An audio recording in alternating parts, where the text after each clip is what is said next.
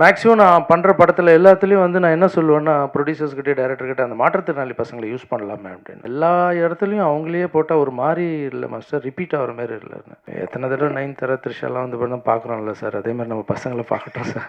வண்டியில் போயிட்டு வர்றதுக்கு ரொம்ப கஷ்டப்படுறாங்க. ஸோ எல்லாருக்கும் ஒரு ஒரு ஸ்கூட்டி நீங்கள் இதை கற்றுக்கினதுக்காக.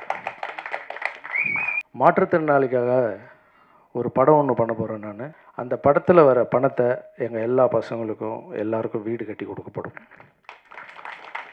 எல்லாருக்கும் double bedroom flat. Okay. So நிறைய மேடையில் பார்த்தீங்கன்னா நீங்கள் நம்ம மாற்றுத்திறனாளி பசங்க நடனம் ஆடுறதை பார்த்துருக்கீங்க. நானும் வந்து எவ்வளோலாம் மேக்ஸிமம் என்னுடைய படத்தில் யூஸ் பண்ண முடியுமோ, நான் போகிற ப்ரோக்ராமில் எவ்வளோ அந்த பசங்களை வந்து ஸ்டேஜில் உங்கள் முன்னாடி அறிமுகப்படுத்த முடியுமோ அவ்வளோ நான் ட்ரை பண்ணிகிட்டே இருப்பேன். ஏன்னா அதுக்கு காரணம் என்னென்னா, அவங்களுக்கு டான்ஸை தவிர வேறு எதுவுமே தெரியாது. அவங்க வாழ்வாதாரமே அதில் தான் அடங்கியிருக்கு. பட் 2 கை கால் இல்லைனா கூட எங்களால் சாதிக்க முடியுன்ற அந்த தன்னம்பிக்கை எனக்கு ரொம்ப பிடிக்கும் பசங்கிட்ட. எனக்கே ஒரு சில டைமில் வந்து நான் ரொம்ப டல்லானாலும் இல்லை ஏதாவது ஒரு விஷயத்தில் அப்செட் ஆனாலும் பசங்களை கூப்பிட்டு ஒரு 5 நிமிஷம் ஆட வச்சாலே இவங்களே இவ்வளோ சாதிக்கிறாங்க, நம்ம இதுக்கெல்லாம் அப்செட் ஆகிறோமோன்னு நம்மளுக்கு ஒரு ரீசார்ஜ் மாதிரி பண்ணிப்பேன் பசங்களை பார்க்கும்போது. ஸோ இந்த பசங்க வந்து கொஞ்ச நாளாக பார்த்தீங்கன்னா பசங்க வந்து வாய்ஸ் எல்லாம் ரொம்ப டல்லாக இருந்தது. என்ன கண்ணான்னா, நான் ப்ரோக்ராம்லாம் கொஞ்சம் கம்மியாகிடுச்சுண்ணே, டான்ஸ் ப்ரோக்ராம்லாம் கம்மியாகிடுச்சு அப்படின்னு ஒரு ஃபோன் கால். அதுக்கு இல்லை கண்ணா, கொஞ்சம் எப்போ பார்த்தாலும் ஸ்டேஜில் வந்துக்கிட்டே இருக்கணும், சினிமாவில் ஆடிக்கிட்டே இருக்கணும். மேக்ஸிமம் நான் பண்ணுற படத்தில் எல்லாத்துலேயும் வந்து நான் என்ன சொல்லுவேன்னா, ப்ரொடியூசர்ஸ்கிட்ட, டைரக்டர்கிட்ட அந்த மாற்றுத்திறனாளி பசங்களை யூஸ் பண்ணலாமே அப்படின்னு. அதுக்கு ஒரு சிலர் சொல்லுவாங்க, மாஸ்டர் எல்லா இடத்துலையும் அவங்களையே போட்டால் ஒரு மாதிரி இல்லை மாஸ்டர், ரிப்பீட் ஆகிற மாதிரி இல்லைன்னு. எத்தனை தடவை நயன்தாரா, த்ரிஷாலாம் வந்து பண்ண பார்க்குறோம்ல சார், அதே மாதிரி நம்ம பசங்களை பார்க்கட்டும் சார். ஸோ இவங்கள பார்த்தா வாழ்வாதாரம் வந்து ஸோ எத்தனையோ லாரன்ஸ் படம், எத்தனையோ பெரிய பெரிய ஹீரோக்கள் படம் ரிப்பீட் பண்ணி பார்க்குறாங்களே சார், ஒரு வாழ்வாதாரத்துக்காக சார்னு சொல்லும்போது ஒரு சிலர் ஒத்துப்பாங்க, ஒரு சிலர் வந்து ரிப்பீட்டு வேணான்னு சொல்லிவிடுவாங்க. நான் மேக்ஸிமம் இது பண்ணிவிடுவேன். அதுக்கப்புறம் பசங்க ஒரு நாள் ஃபோன் பண்ணி, மாஸ்டர் மல்லர் கம்பன் இருக்குது, அப்படி ஒரு வித்தை இருக்குது, நாங்கள் கற்றுக்கிட்டு, ஏன்னா டான்ஸுன்னா தானே ஒரே மாதிரி இருக்குது, இது நான் கற்றுக்கிட்டு பண்ணட்டுமா அப்படின்னு. அது என்னன்னு நான் ஃபஸ்ட்டு தெரிஞ்சுக்கிட்டேன். டான்ஸுன்றது கீழே ஆடுறது, அது வந்து கொஞ்சம் பேலன்சிங் மிஸ் ஆனாலும் நம்ம பரவாயில்ல அட்ஜஸ்ட் பண்ணிக்கலாம். ஆனால் அந்த மல்லர் கம்பன்றது ஒரு கம்பில் 2 கை 2 கால் இருக்கிறவங்களே மேலே ஏறி ஆடுறதுன்றது, பேலன்சிங் பண்ணுறதுன்றது அவ்வளோ கஷ்டம். நீங்கள் எப்படிப்பா அதை பண்ண முடியுங்க அப்படின்னு கேட்டேன். இல்லை மாஸ்டர், இதை நாங்கள் சாதிச்சு காமிக்கிறோம் அப்படின்னு சொன்னாங்க பசங்க. சரி கண்ணா, நீங்கள் போங்க, நீங்கள் போய் அதை கற்றுங்க, ஜாக்கிரதையாக கற்றுங்க அப்படின்னு. நான் ஒரு முறை அவங்க ப்ராக்டிஸ் பண்ணதை கூப்பிட்டு பார்த்தேன், செக் பண்ணேன்.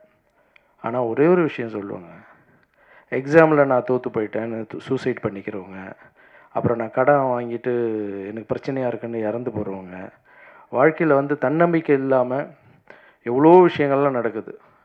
பட் இந்த பசங்களை சொல்லணுன்னா, இவங்களுடைய தன்னம்பிக்கை நான் அதை பார்க்கும்போது இவங்கள பார்த்து நம்மளுக்கெல்லாம் கற்றுக்கணும் நிஜமாக. அந்த மாதிரி சூசைட் பண்ணிக்கிறவங்க, இப்போ 2 கை 2 கால் எதுவுமே இல்லாமல் மேலே ஏறுறாங்க, சாகசம் பண்ணுறாங்க, என்னென்னவோ பண்ணுறாங்க.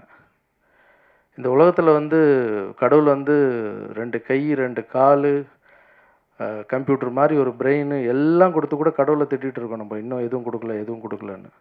2 கை 2 கால் இல்லைனா கூட இவ்வளோ சாதிச்சு காமிச்சிருக்கானுங்க பசங்க. அவங்க வந்து ஆடி காமிக்கும் போது எனக்கு தோணுச்சு, இவங்க என்ன வேணால் சாதிப்பாங்க, இது கின்னஸ் புக் ரெக்கார்டு கூட போகிறதுக்கு வாய்ப்பு இருக்குடா அப்படின்னு எல்லாரையும் கட்டி பிடிச்சி நான் ரொம்ப ஹாப்பியாக ஃபீல் ஆனேன். பட் அது வந்து நான் மட்டும் அந்த அந்த சந்தோஷத்தை இல்லாமல், அது உங்கள் கண் பார்வைக்கு மீடியாவுக்கு முன்னாடி எடுத்துகிட்டு வந்தேன். இந்த ப்ரெஸ் மீட்டுக்கு காரணமே என்னென்னா, இந்த பசங்களுக்கு நிறைய ப்ரோக்ராம் கிடைக்கணும், இவ்வளோ கஷ்டப்படுறாங்க.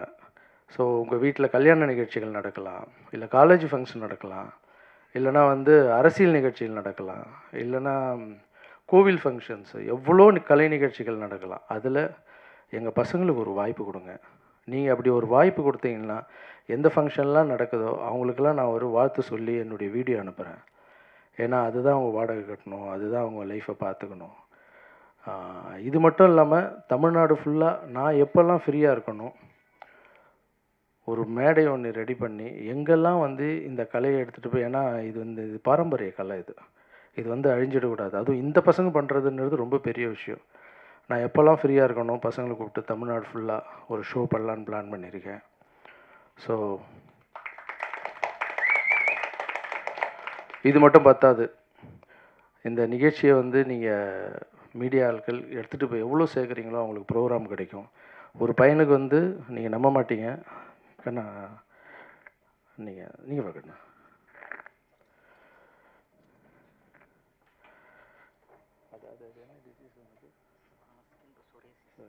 இப்போது இவர் வெறும் வாடகை கட்டுறது இது மட்டும் இல்லை பிரச்சனை. திடீர்னு ஏதாவது அவருக்கு என்ன ஸ்கின் ப்ராப்ளமா? ஆமாம், சோரியாசிஸ்னு ஒரு ப்ராப்ளம். அது வந்து 3 வருஷமாக அதுக்கு மாத்திரை மருந்து இதெல்லாம்.